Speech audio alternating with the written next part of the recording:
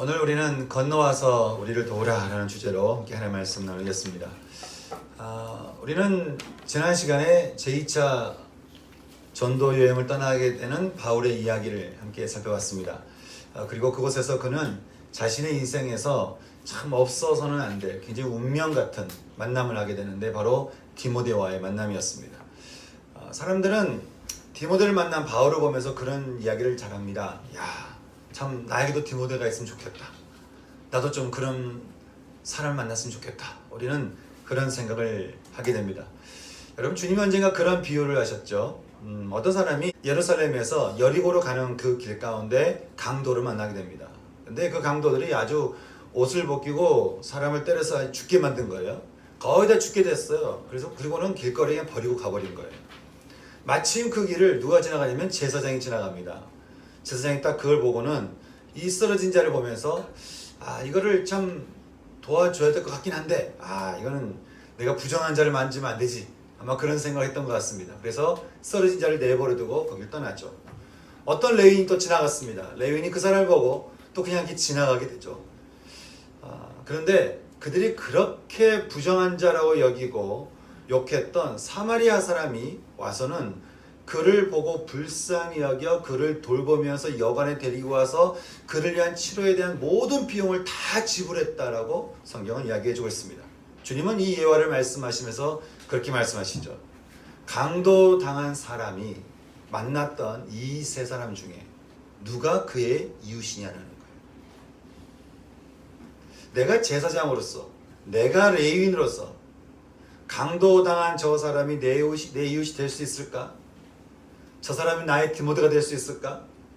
저 사람이 나의 정말 함께 할 수 있는 사람이 될 수 있을까라고 하는 것이 아니라 아프고 병들고 힘겹게 살아가는, 포로 가운데 진료 가운데 살아가는 이 세상 사람들이 보기에 나는 이웃인가라고 하는 것이.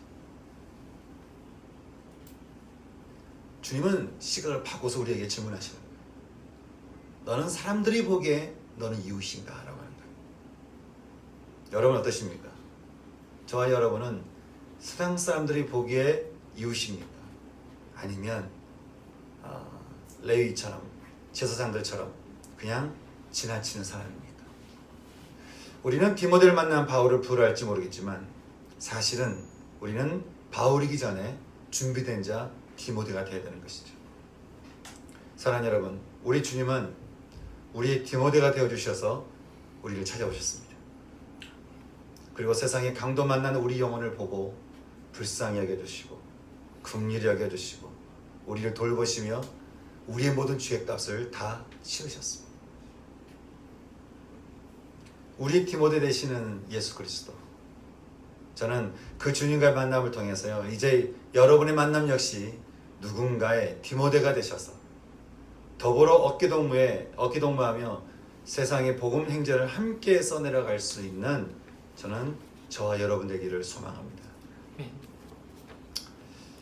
이제 디모데가 함께 했던 그 여정에 바울과 실라는 함께 더불어 역동적인 전도여행을 떠나게 됩니다. 1차 전도여행에서 세웠던 교회와 성도들을 돌보는 일을 하는 것이죠. 그런데 이상하게도 그 길을 막아서는 존재가 있는 거예요. 얼마나 좋은 일이에요. 교회를 세우고 성도들을 돌보고 하는 일을 해나가는데 그 바울의 걸음을 붙잡는 자가 있는 것이죠. 6절과 7절 말씀 함께 읽어보겠습니다. 시작. 성령이 아시아에서 말씀을 전하지 못하게 하시거늘 그들이 부르기아와 갈라디아 땅으로 다녀가 무시아 앞에 이르러 비두니아로 가고자 했으되 예수의 영이 허락하지 아니하시는지라. 아멘. 바울이 1차 전도 여행에서 세웠던 교회와 성도들에게 계속해서 말씀을 전하고 싶었는데, 근데 참 어떤 형태였는지는 모르겠지만 분명 바울은 성령께서 계속해서 그곳에 머물기를 원치 않는다는 사실을 그는 알게 되었습니다. 할 수 없이 바울은 그곳을 떠나게 됩니다. 그래서 부르기아, 즉 남쪽에 있는 비시디아 안디옥과 갈라디아를 다니면서 무시아 앞까지 이제 가게 되죠. 여러분, 지금의 터키를 보면요, 터키를 이렇게 지나게 되면 그리스라는 나라가 나옵니다. 그래서 터키와 그리스는 서양과 아시아를 가르게 되는 하나의 기준이 되는 것이죠. 이 터키의 끝자락이 무시아라는 동네였던 것 같습니다. 바울은 그곳에서 다시 아시아 쪽으로 방향을 또 틉니다. 비두니아로 방향을 틀어서 전도여행을 이어가기 원했죠.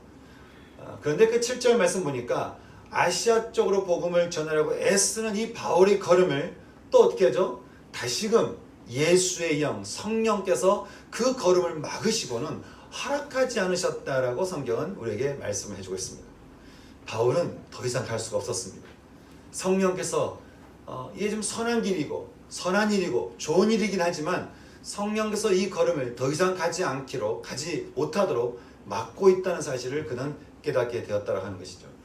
여러분, 아무리 좋은 의도를 가지고 아무리 예수 이름을 내걸고 또 아무리 우리의 생각이 좋다고 여겨진다 할지라도 우리에게 중요한 것은 무엇이겠습니까? 우리의 걸음을 누가 인도하는 거예요?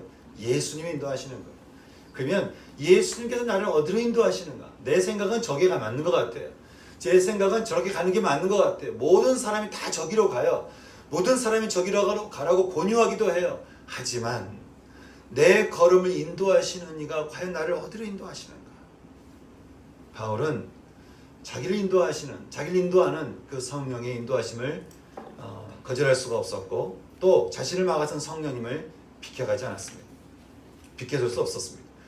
저는 이 장면을 묵상하면서 그가 얼마나 성령님에 민감해 있었는가라고 하는 것을 묵상하게 됩니다. 우리는 인생길을 가는데 있어서요, 우리가 옳다고 생각하는 길을 갈 수 있습니다. 그러나 여러분, 우리의 생각과 하나님의 생각이 다를 때가 너무나 많다는 것을 우리는 참 살아가면서 발견하게 됩니다. 또 죄에 익숙해지는 우리의 길과 완전한 선하신과 하나님의 길이 참 다르다라고 하는 것을 우리는 또 알게 되는 것이죠. 여러분, 요한복음 3장에서요, 주님이 니고데모에게 이렇게 말씀하십니다. 바람이 임의로 불매 내가 그 소리는 들어도 어디서 와서 어디로 가는지 알지 못하나니 성령으로 난 사람이 그렇다는 거예요. 그 말씀인즉은 우리는 성령께서 우리와 함께 하시면서 어떻게 인도하시는지 그 바람은 느껴요. 그 바람은 알아요. 성령께서 지금 나와 함께 하시는구나. 성령께서 나를 인도하시는구나. 어렴풋이 그것을 이해할 수 있을는지는 모르지만 정작 우리가 어디로 가는지, 성령께서 우리를 어떻게 인도하시는지, 도대체 우리를 어디로 가라고 하시는지는 우리가 다 알 수 없다는 것이. 분명한 것은 우리를 인도하시는 자가 우리를 인도하시는 주님이 우리의 목자가 되어 주셔서 정말 내 인생을 인도하시는 것을 내가 믿고 신뢰해서 그분에게 내 인생을 내가 맡기고 있냐? 정말 나는 그분이 내 인생의 목자라는 사실을 믿고 신뢰해서 그분의 음성을 귀담아 듣고 그분이 나에게 무슨 말씀하시는 것인지 내가 이게 귀담아 듣고 그 말을 따라서 내가 길을 가고 있는가라고 한다는 것입니다. 여러분 어떠십니까? 바울은 이 이유 때문에 가던 걸음을 멈출 수밖에 없었고 알 수 없었던, 도무지 내가 여기를 왜 가야 되는지 알 수 없었던 들어와라고 하는 곳으로 그는 발걸음을 향하게 됩니다. 우리는 이런 걸음을 믿음의 선배를 통해서 참 어렵지 않게 만나게 됩니다. 1859년에 런던의 한 젊은이가 중국 선교사에 대한 말씀을 듣고 중국 선교에 대한 이야기를 듣고 중국 선교사로 헌신하게 되었다고 합니다. 그는 이후로 신학교에 가서 목사 안수를 받아요. 그리고 아내 캐롤라인과 함께 이제 상해로 도착을 해서 본격적으로 이제 선교사의 삶을 살기로 딱 하는데, 그런데 그렇게 상해 딱 도착한 이후에 얼마 지나지 않아서 아내가 유산해서 그만 죽고 맙니다. 게다가 중국 선교부와 갈등이 일어났어요. 그리고는 선교사직을 내려놓을 수밖에 없는 상황이 된 거예요. 갑자기 모든 걸 다 잃어버렸습니다. 이렇게 모든 걸 다 잃어버렸다고 생각됐을 때 그때 한 번도 생각해보지 않았고 관심을 가지지 않았던 이웃나라 조선에 대한 이야기를 식사 자리에서 누가 이렇게 하는 소리를 듣게 되는데 성령께서 그 조선이라는 그 단어 하나에 마음을 꽂히게 하신 거예요. 그는 성경을 바리바리 싸기 시작하고 한문 성경을 주워들고 조선을 향하게 됩니다.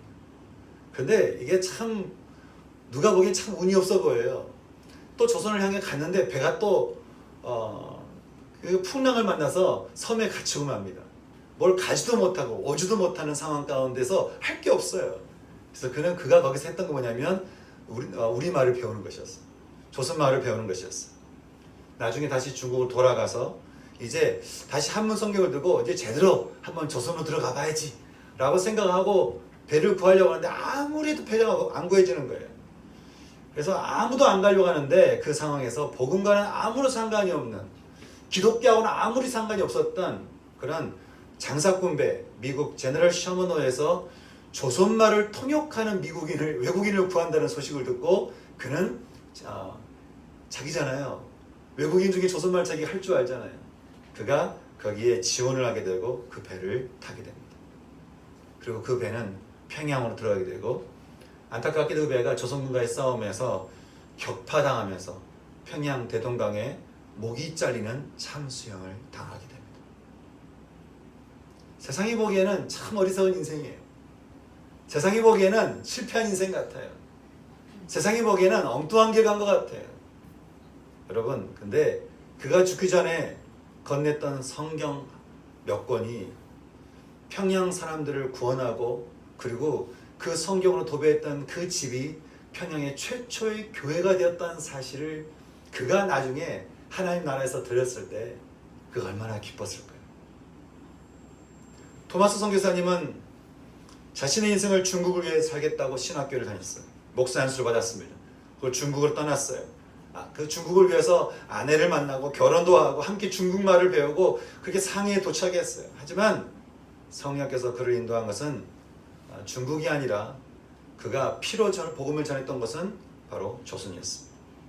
무명한 자 같으나 유명한 자요, 죽은 자 같으나 살아있는 자요, 근심하는 자 같으나 항상 기뻐하고, 가난한 자 같으나 많은 사람을 부유하고, 아무것도 없는 자 같으나 모든 것을 가진 자였던 토마스 선교사님이었습니다. 중국으로 가려고 했던 의료 선교사 리빙스턴은 아프리카로 건너가서 병든 자들의 아버지가 됩니다. 윌리엄 캐리는 남태평양에 있는 폴리네시아로 가고 싶었지만 성령께서 그를 인도로 건너가게 해서 인도의 빈곤퇴치 운동과 함께 사람을 계급으로 나누는 카스트 제도의 반대 운동을 일으키는 그런 인도를 살리는 사람이 됩니다. 그 윌리엄 캐리에게 영향받았던 아도니람 저더슨이라는 사람은 그도 역시 인도로 가고 싶었지만 성령께서 그를 버마로 인도하게 돼서 미얀마로 가는 정말 알지 못하는 그 땅으로 들어가서 믿는 자들 7,000명을 일으키는 사람이 됩니다. 모두 하나같이 성령을 따라 길을 떠났던 사람들이었습니다. 여러분, 성경에도 있어요. 아브라함에 대해서 어떻게 히브리서가 말합니까? 아브라함은 부르심을 받아 순종하여서 약속의 땅을 걸어갔지만 그가 그 길을 갈 때 갈 바를 알지 못했다는 거예요. 어디로 가야 되는지, 어디까지 가야 되는지, 어디에 정착해야 되는지 그는 갈 바를 알지 못했지만 한 가지, 그는 자기의 인생을 인도하시는 분이 하나님이시라고 하는 사실은 그는 놓치지 않았다고 하는 것입니다. 그렇게 하나님을 붙들고 갔던 그 걸음의 종착지는 믿음의 시작점이 되었고, 그를 통해서 하나님 백성들이 일어나는 축복을 그는 받게 되죠. 사랑하는 여러분, 성경은 우리에게 말씀해 줍니다. 우리 인생길이 어느 길인가? 우리는 어디로 가야 되는가? 어떻게 살아야 되는가? 또 우리는 무엇을 붙들어야 되는가? 우리는 무엇을 붙잡고 살아야 되는가? 성경 우리에게 분명히 말씀해 주고 있습니다. 주님을 통해 말씀하시죠. 내가 주님이 곧 길이요, 주님이 곧 진리요, 주님이 곧 생명이라고 하는 것입니다. 나로 말미암지 않고는 아버지께로 갈 자가 없다는 거예요. 여러분의 인생에, 여러분의 길에는 누가 계십니까? 여러분의 인생길을 인도하고 있는 그 길에는 누가 서 계십니까? 여러분이 붙드는 진리는 누구의 것입니까? 그리고 여러분이 먹고 마시고 하는 생명은 어디에서부터 온 것입니까? 바울은 이 모든 것이 예수님에게 있었고, 그리고 그는 알 수 없는, 갈 바를 알지 못하는 그런 길을 떠났지만 루스트라와 더베와 이고니온과 비시데안디오, 부르기아와 갈라디아, 그리고 무시아까지, 그리고 이제는 드로아까지 내려가게 되었더라고. 그런 성경은 우리에게 그에 대해서 이야기를 해주고 있습니다. 그리고 그는 이때 그 알 수 없던 곳 드로아에서 어느 날 밤 놀라운 환상을 한 가지 보게 됩니다. 함께 9절과 10절 말씀 함께 읽어보겠습니다. 시작. 밤에 환상이 바울에게 보이니 마게도냐 사람 하나가 서서 그에게 청하여 이르되 마게도냐로 건너와서 우리를 도우라 하거늘 바울이 그 환상을 보았을 때 우리가 곧 마게도냐로 떠나기를 힘쓰니 이는 하나님이 저 사람들에게 복음을 전하라고 우리를 부르신 줄로 인정함이로라. 아멘. 드로아라고 하는 곳은 호메로스가 쓴 일리아드 책에 등장한 트로이 목마로 유명한 곳입니다. 그러니까 트로이죠. 그곳은 다시 말해서 터키 땅의 끝이자 그리고 그 땅을 건너면 유럽이 시작되는 그런 땅이었습니다. 그곳에서 바울이 보게 된 환상은 마게도냐, 즉 아시아에서 유럽 땅으로 건너와서 우리를 도우라고 하는 어떤 한 사람의 절규였습니다. 바울은 이 환상을 보고서야 하나님께서 왜 그토록 아시아에서 자기를 붙잡고 있었는지, 왜 그토록 자기를 못 가게 했는지를 그는 깨닫게 됩니다. 그리고 그는 곧 마게도냐로 떠나기를 힘쓰니 이것이 성령께서 우리를 인도하시는 길인 줄 인정했다.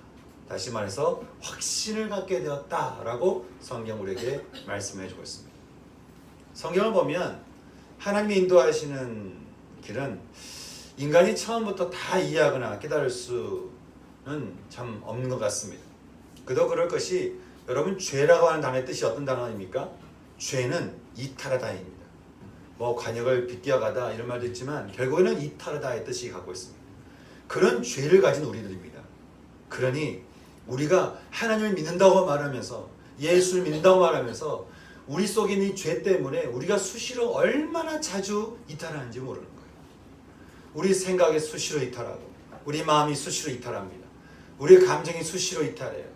뭐 은혜 받을 때는 좋은데 조금만 뭔가 뜨겁고 뭔가 조금만 어려움이 생기고 환난이 생기고 뭔가 좀 재미있는 일이 안 생기고 뭔가 좀 역동적이지 않고 하여간 내 눈에 뭔가 좀 그런 일들이 일어나지 않으면 쉽게 또 마음을 저버리는 게 우리들인 거예요. 너무도 쉽게 이탈하기 쉬운 죄성을 가진 그런 우리들이기 때문에 참 하나님이 우리를 이렇게 인도하실 때 그렇게 성큼성큼 인도하지 않으시고요. 우리가 이해되기 쉽게, 우리가 갈 수 있게, 또 우리가 너무 놀라지 않게 한 걸음 한 걸음 우리를 인도하신다는 거예요. 이 걸음을 따라서 이렇게 앞서가 본 다윗이 이렇게 말을 해주고 있습니다. 여호와는 나의 목자시니 내가 부족함이 없었다는 거예요. 그가 나를 푸른 풀밭에 누이시며 쉴만한 물가로 내 인생을 인도하셨다라고 그렇게 노래하고 있는 것이죠. 그러니 여러분, 주님께서 우리를 아시고 그래서 우리를 한 걸음 한 걸음 인도하시는 목자라고 한다면, 여러분 만약에 우리가 그 인도하시는 그분을 내가 조금 신뢰하면 어떻게 되는 거예요? 주님이 확 끌어다니지 않으시죠?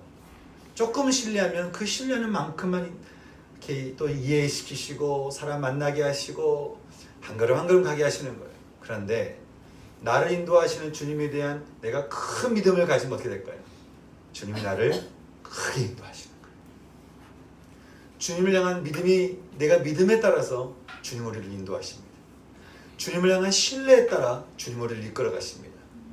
사랑하는 여러분, 저는 저와 여러분의 신앙이 우리를 인도하시는 하나님, 여러분 그래도 우주를 만드신 분입니다. 말씀 하나로 우주를 창조한 분이십니다. 신뢰할 만한 분 아니에요? 믿을 만한 분 아니겠습니까? 그러면 나를 인도하시는 분에게 내가 신뢰하고 믿음을 가지고 큰 믿음을 가질만 하지 않겠습니까? 그렇게 우리가 큰 믿음을 가질 때 주님 어떻게 해요? 우리 인생을 크게 인도하시는 것이죠. 저는 저와 여러분의 인생, 저와 여러분의 신앙이 주님을 향한 큰 믿음을 가지고 큰 걸음을 갈 수 있는 그런 신앙인이 되기를 소망합니다.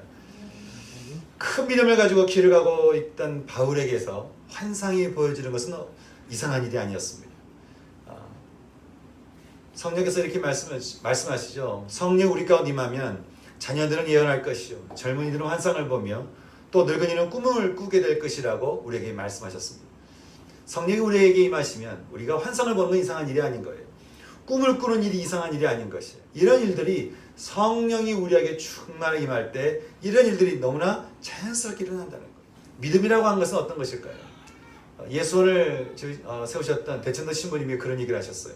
믿음이 무엇인가? 여러분, 믿음이라고 하는 것은 우리가 너무나 쉽게 얘기하는데 믿음에는 한 단어가 함께 포함되어 있는데 그것은 복종이라는 단어가 포함되어 있다는 거예요. 따라서 내가 예수를 믿는다고 할 때 그것은 예수님께 복종한다는 말이 포함되어 있다는 거예요.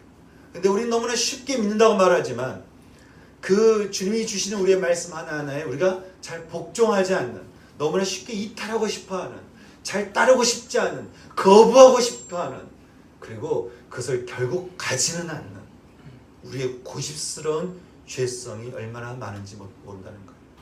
그러니 주님이 주시는 그 말씀 앞에 우리가 참 순종하지 않는 마음 내게 있다면, 사랑하는 여러분, 주님이 말씀하십니다. 천하 사람 중에 구원받을 만한 다른 이름을 우리에게 주신 일이 없으니 주 예수를 믿으라. 그러면 너와 네 집이 구원을 얻으리라. 저는 이 말씀이 여러분 귓가에 언제나 들려져서 언제나 그 주님을 믿고 신뢰함으로 그 주님의 음성에 따르고 순종하며 길을 걸어갈 수 있는 저는 저와 여러분의 신앙 되기를 소망하는 것이에요. 이렇게 우리가 참 믿음을 가져야 되는데 바울이 이 믿음을 가졌죠. 그러니 그 믿음을 가지고 성령 따라가는 이 삶 가운데 환상이 보이고 예언이 임하고 그리고 꿈을 꾸게 되는 것이에요. 그렇게 성령을 따라 길을 가게 된 바울이랑은 이제 트로아에서 배를 타고 이제 아시아에서 유럽으로 건너가게 됩니다. 역사적인 순간이었습니다. 사도행전은 이때부터 우리라는 표현을 쓰고 있는데 이때 사도 바울의 평생 동역자였던 누가가 함께 동역하고 있었기 때문이었습니다. 다시 말해서 오늘 읽었던 이 말씀 이전까지는 누가가 들었던 말씀이고 지금부터는 누가가 보면서 쓴 글인 거예요. 함께 이제 누가와 함께 동행했던 이제 2차 전도 여행인 것이죠. 우리는 바울과 실라, 디모데 그리고 누가까지 이 놀라운 하나님의 사람들이 이제 아시아를 넘어서 유럽으로 건너가 사무드라기로 직행하여서 네아폴리라고 하는 항구로 가서 이제 마게도니아 지역의 가장 큰 빌립보에 이르니 그곳은 마게도니아 지방의 첫 성이요 또 로마의 식민지다라고 하는 말씀을 우리는 보게 됩니다. 빌립보라고 하는 이 도시는 알렉산더 대왕의 아버지였던 빌립이 이 땅을 점령하면서 그 이름을 빌립이라고 짓게 되었죠. 이후에 알렉산더라는 나라가 분열되면서 이제 로마가 이 땅을 다스리게 되는데요. 문제는 로마의 오랜 공화정을 깨고 이제 황제 시대를 열었던 아우구스투라는 사람과 한때 동역자였던 안토니우스 한판 전쟁을 벌이게 되는데 이때 이 빌립보가 안토니우스 편을 든 거예요. 그리고 그 전쟁은 황제 아우구스투스가 이기게 되죠. 그러면서 이 황제가 이 빌립보라는 땅 전체를 통째로 사버립니다.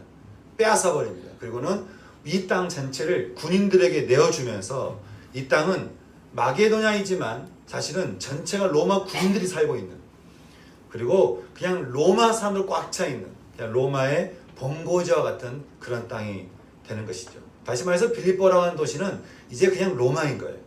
그냥 로마, 역사적으로 봐도 빌립보는 완전한 로마였다라고 역사가들은 이야기를 하고 있습니다. 그러니 여러분 이 땅에서 바울이 들어가긴 들어갔는데 기도할 곳이 어디 있겠으며, 그러니 이 땅에 들어갔는데 이 땅에서 유대인의 회당을 어떻게 볼 수 있었겠습니까? 어디에서 어떻게 복음을 전해야 할지 모르는 거예요. 유대인도 없지, 어떻게 복음을 전해야 할지 모르겠지. 그래서 결국 바울이 갔던 것은 어느 강가로 이렇게 가서 거기에 있는 여인들에게 복음을 전하고 있었다는 것을 우리는 성경을 또 보게 됩니다. 성경은 그가 강가로 나가 앉아서 모인 여자들에게 말을 하는데 근데 성경 보니까 그 말을 누군가가 유익 깊게 듣고 있었다는 거예요. 바로 옷감 장사로 유명한 터키의 아시아 지역 두아디라 출신이었던 루디아라는 그런 여인이었습니다. 그리고 그에 대해서 누가는 말하기를 그는 하나님을 섬기는 자였다라고 말하는 것이에요. 여러분 그가 있었던 그 두아디라라고 하는 그곳은요, 거기는 커다란 유대인 공동체가 있었기 때문에 어쩌면 그는 하나님에 대한 이야기를 잘 알고 있었을 것입니다. 그래서 어떤 역사가나 신학자는 말하기를 그는 어쩌면 개종한 유대인이 아니었을까라고 말하는 사람도 있습니다. 어찌됐든 하나님에 대해서 알고 있었던, 하지만 아직은 메시아를 몰랐던 유럽 땅에 살고 있었던 이 루디아라는 한 여인은 바울이 전한 이 복음에 매료가 됩니다. 그리고 그 복음을 들으면서 나도 역시 그 복음을 듣고 나도 역시 그 예수를 믿고자 하는 그런 마음이 그 가운데 있는 것이죠. 그리고는 그 복음을 들으면서 성경은 그가 마음의 문이 열렸다라고 표현을 하고 있습니다. 여기 열렸다라고 하면서 영의 눈이 밝아졌다는 말이에요. 마음의 눈이 밝아졌다는 말이에요. 사랑하는 여러분, 저는 여러분이 말씀을 볼 때마다, 말씀을 들을 때마다 여러분의 마음의 눈이 밝아지고 여러분의 영의 눈이 밝아질 수 있는 은혜가 있기를 소망합니다. 아멘. 이 여인 가운데 이 복음을 들었을 때 참 그런 일들이 일어났다는 거예요. 마음의 눈과 영의 눈이 밝아진 루디아. 그는 그 복음을 들은 이상 그냥 예전처럼 살 수가 없었습니다. 그래서 그는 바울에게 세례를 받기를 청했고, 바울은 그와 그 온 집안 사람들에게 복음을 전하고 세례를 주게 되면서 그것이 바로 이제 유럽의 첫 번째 교회가 탄생이 되면서 유럽 땅에 살고 있는 첫 번째 성도가 시작이 되는 그런 역사적인 순간을 그는 열게 되었습니다. 저는 이 장면을 참 묵상하는 가운데, 바울의 환상 가운데 참 누군가 건너와서 우리를 도우라 라고 했던 그 절규했던 사람들 중에 이 루디아가 있지 않았을까. 누군가 얼굴을 정확히 볼 수는 없었겠지만 건너와서 우리를 도우라, 우리를 도우라고 하는 이 절규하는 그 사람들 가운데 참 루디아가 있지 않았을까. 하나님께서 그를 통해 그에게 이렇게 보여주지 않으셨을까. 그러면서 문득 저는 오늘날도 존재하는 루디아를 참 제가 보게 되었습니다.